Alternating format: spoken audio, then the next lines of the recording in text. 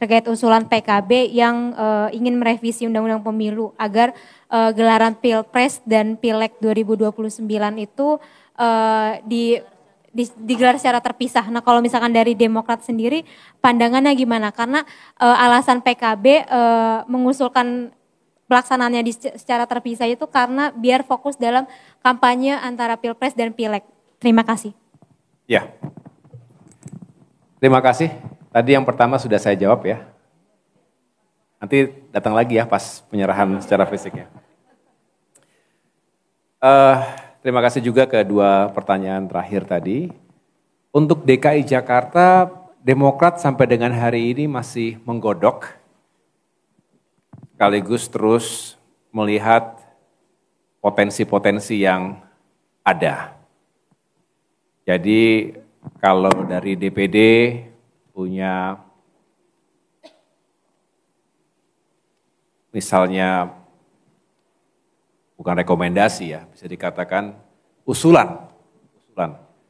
Saya pikir boleh-boleh saja usulan itu selalu kita terima, tetapi tentunya kita akan membaca peta politik secara utuh, dilihat dari potensi koalisi yang terbangun terlebih dahulu. Nah, saya bicara di sini, Koalisi Indonesia Maju masih juga terus mencari siapa yang kira-kira paling siap dan memiliki kans kemenangan yang paling baik. Tapi tentu kita juga harus melakukan survei yang jelas juga sehingga pada saatnya pengambilan keputusan itu benar-benar bulat. Walaupun tentu pasti ada plus minus dari masing-masing kandidat. Jadi sekali lagi untuk DKI Jakarta kami belum mengambil keputusan dan masih butuh waktu untuk menganalisa dan menggodoknya lebih lanjut. Kemudian untuk pertanyaan yang terakhir tadi, apakah Demokrat setuju kalau pemilu ke depan 2029 antara Pileg dan Pilpresnya dipisah? Sebetulnya itu yang sejak awal kami sarankan. Terakhir ketika kami menerima kunjungan dari Ketua MPR Pak Bamsud dan jajaran Wakil Ketua MPR RI lainnya, kami juga mendiskusikan hal tersebut dan sebetulnya kita perlu mengkaji.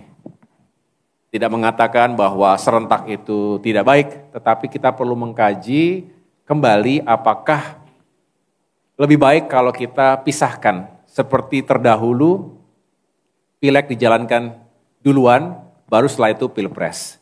Ada beberapa pertimbangan yang dibahas ketika itu. Yang pertama benar, saya setuju bahwa kita ingin memberikan ruang yang cukup bagi masyarakat Indonesia, bagi para pemilih, termasuk konstituen yang ada di berbagai daerah atau dapil, untuk juga mengetahui secara serius atau paling tidak punya konsentrasi khusus pada Pileg.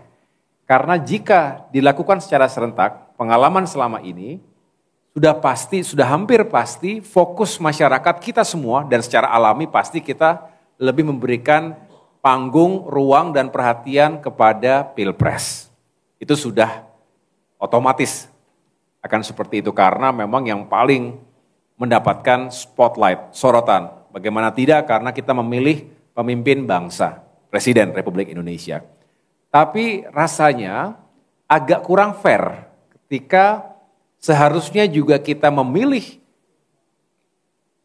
wakil-wakil rakyat terbaik dari berbagai aspek tentunya.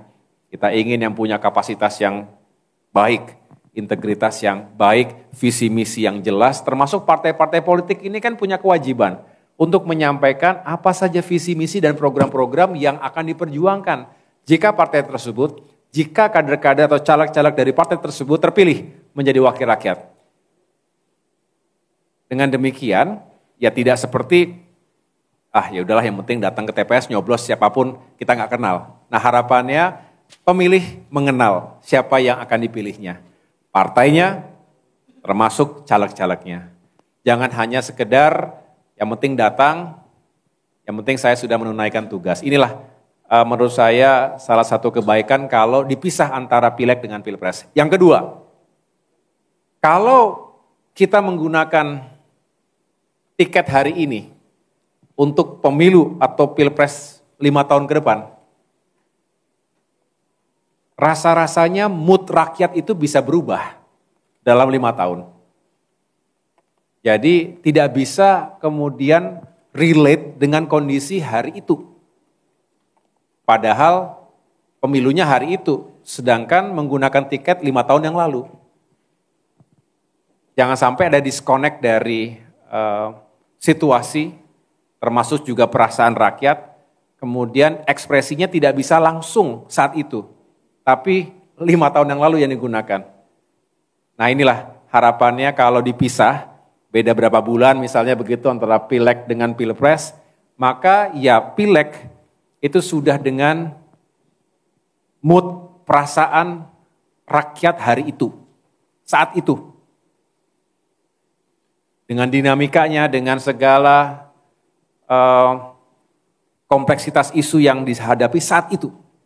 Nah baru diikuti beberapa bulan kemudian dengan pilpresnya. Jadi satu paket, satu rasa, satu nuansa, kira-kira begitu. Jadi kami, Partai Demokrat juga tentu menyambut baik sekaligus kami justru mendorong agar ini dibahas menjadi wacana yang baik untuk kita pertimbangkan masak-masak dan mudah-mudahan jika ada kajian yang serius nanti juga bisa menghasilkan hasil yang baik juga. Cukup ya? Baik. Ya karena sering jadi MC bolehlah. Oke, silakan. Ya. Satu terakhir ya, Putu. Ini kan yang juga ditunggu-tunggu itu pasti ada beberapa daerah ya, Jateng, terus DKI sama Sumatera Utara karena ada Mas Bobi yang katanya juga mau maju. Nah ini mungkin penegasan aja, jadi untuk Demokrat sendiri, untuk daerah-daerah panas itu, kira-kira kapan akan keluar surat rekomendasinya, terus kalau untuk DKI, Mas Anies ini kan cukup tinggi secara survei, apakah itu juga dilirik sama Demokrat atau enggak?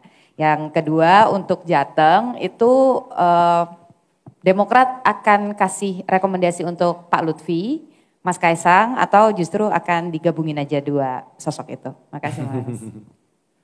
Ya, saya tidak akan menjawabnya sekarang karena kita akan sampaikan pada saatnya. Nggak seru dong kalau disampaikan sekarang. Tapi yang jelas begini teman-teman, kami juga menata pengambilan keputusan ini juga dengan timeline.